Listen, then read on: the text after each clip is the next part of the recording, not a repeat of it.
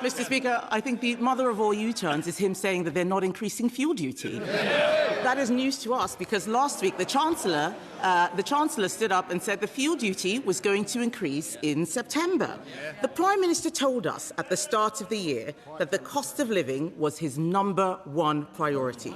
So can he explain how a rise in fuel duty helps with the cost of living? Mr. Speaker, fuel duty is frozen. It's going to remain frozen until September, and we will keep the situation under review in light of what's happening in Iran. But, Mr.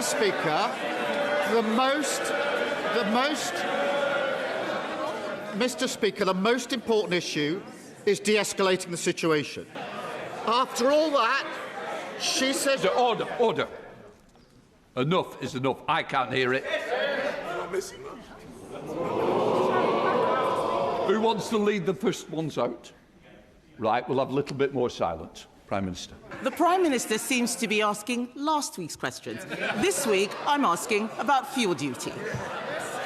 He has said that he wants to help... Mr. Speaker, he has said that he wants to help with the cost of living. My constituents live in a rural area. They rely on their cars to get to the shops, take their kids to school, see their elderly parents. And they tell me the rising cost of petrol is the single biggest cost affecting family finances. So does the Prime Minister not understand how important cars are to people in rural areas, or does he just not care? If she were Prime Minister, Mr. Speaker, we would be in the war, and she would be coming back to Parliament a week later to say, oh, sorry, I got that one wrong. Order! Order! Order! I'm sorry I'm interrupting you, but unfortunately, we've got to stick to Prime Minister's questions, not opposition questions. Kemi Badenoch. Mr. Speaker, he said if I were Prime Minister, HMS Dragon would have left a week ago. I have never criticised our armed forces. I have criticised him. Order. Mr. Swallow, you're going out. I've had enough. Week in, week out. Either leave or elmate me. This is the same man who worked with Phil Shiner, a traitor to this country, who made up evidence to put our soldiers in prison for crimes they didn't commit. That is his record, so I won't take any lectures from him. And by the way, military families are also worried, the ones in this country, about petrol prices. He's got nothing to say on that. However, I must put on record in the strongest terms my disappointment that the Home Secretary did not come to the House last week to make a statement on immigration. This follows a week of drip-feeding announcements to the media and a major speech outside of this place. It is simply not good enough. If this is the impact of the reported changes to the government comms grid, then it needs a rethink. It is unacceptable for important policy announcements to be made to the media before this House is informed. Since the election, 67,000 people have entered the UK illegally, a 45% increase compared to the same period before. Many of those 67,000 have since committed serious crimes, including murder and rape. In the last 6 days alone, 900 illegal immigrants have crossed the English Channel, and the government's promises lie in tatters. The gangs are not smashed. The French are not intercepting boats near the shores, as we were promised last year. And last year, the so-called one-in, one-out deal saw 41,000 illegal immigrants come in across the Channel and only 300 go out. Where we, on this side of the House, clearly differ with the Right Honourable Lady is in her approach to the economy in the run-up to this crisis. Her gross mismanagement has left us far more vulnerable than would otherwise have been the case. Inflation, to which she refers, was bang on target when we left office. But thanks to the Right Honourable Lady's choices, it rose back up to almost 4% last year, the highest in the G7.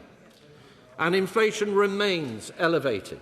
That is far from ideal, given the threat of a significant further spike in energy prices. And of course, extraordinarily, the Chancellor has just now reconfirmed that the government will press ahead with a rise in fuel duty later this year. Mr. Speaker, it is said that in 1720, gullible investors were invited to put their money into a company for carrying out an undertaking of great advantage, but nobody to know what it is.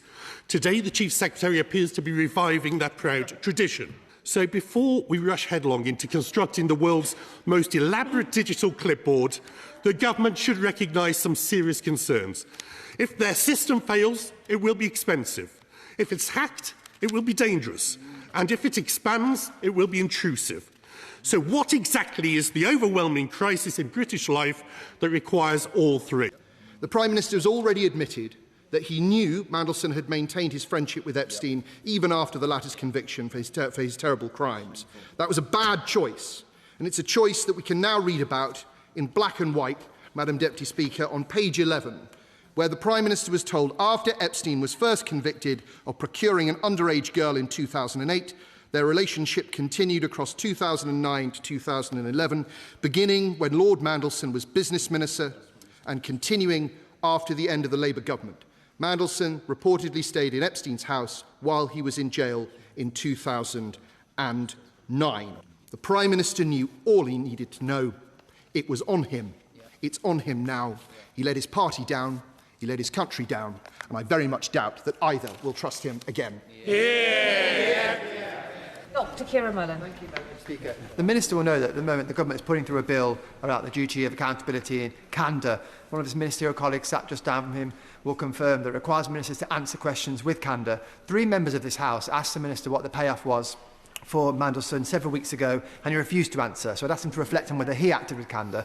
And coming back to this question of whether he deserved a payout, isn't actually the truth that the government knows this tissue, this story, this suggestion that they were lied to and there's no possible way they could have found out the truth would be torn apart in an employment tribunal, and that's why he didn't want to enter it. Good point. Thank you, Madam Deputy Speaker. If I listened to the Minister correctly, which I think I did, he said that his victims must be our first priority. Let's be clear, for the Prime Minister, they were not. Because on the 11th of the 12th, 2024, he received advice which says, and I state, Epstein was first convicted of procuring an underage girl in 2008. The following sentence says, Mandelson stayed in Epstein's house in June 2009. I repeat, the victims were not the Prime Minister's first priority.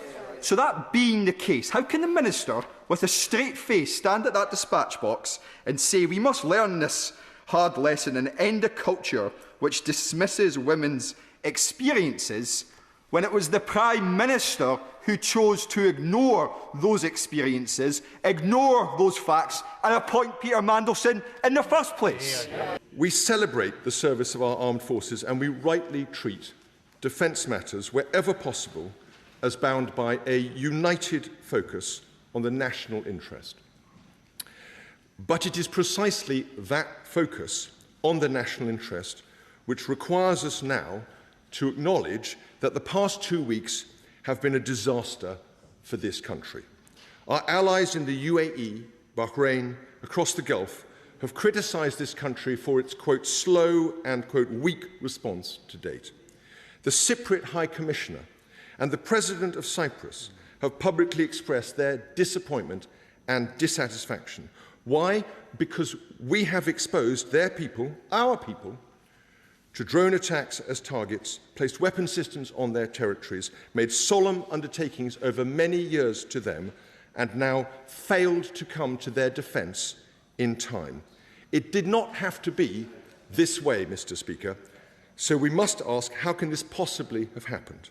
Our armed forces are discharging their duties with distinction, but the result of this political incompetence has been a fiasco, which brought shame and dishonour on this country. We have the disgraceful sight now of the government anonymously trashing the Chief of the Defence Staff in a desperate attempt to deflect responsibility for its own inadequacies, not just via an anonymous leak in The Spectator, repeated in The Telegraph, but by a quoted, but of course unnamed official to the Financial Times. I cannot recall that a political hatchet job of this kind has ever been performed on a commanding officer in the course of a military operation.